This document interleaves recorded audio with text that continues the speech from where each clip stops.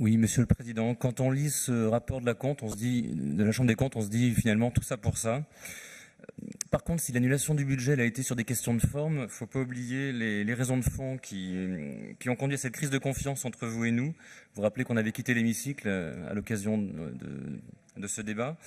Je rappelle quand même que votre exécutif a fait preuve d'une mauvaise volonté manifeste à nous fournir les rapports de commission en temps et en heure, lorsqu'ils n'étaient pas déposés sur les tables le jour même.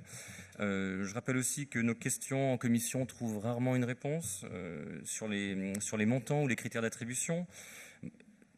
Parfois, quand la contestation est trop insistante, les temps de parole sont réduits, confère la proposition que vous avez faite récemment. Parfois même, les rapports sont supprimés de l'ordre du jour le jour même, sans explication. Je passe aussi sur l'élection de la commission permanente, où vous avez fait revoter lorsqu'elle vous était défavorable. Bref, nous arrivons à mi-mandat, Monsieur le Président. Il serait temps de poser enfin les bases d'une vraie collaboration parlementaire. Si instinctivement l'homme de gauche est partisan des luttes, il me semble que l'homme de droite est l'artisan des buts communs. Or, vous donnez l'impression de ne pas vouloir d'un exercice démocratique du pouvoir, vous savez, la conception aristotélicienne.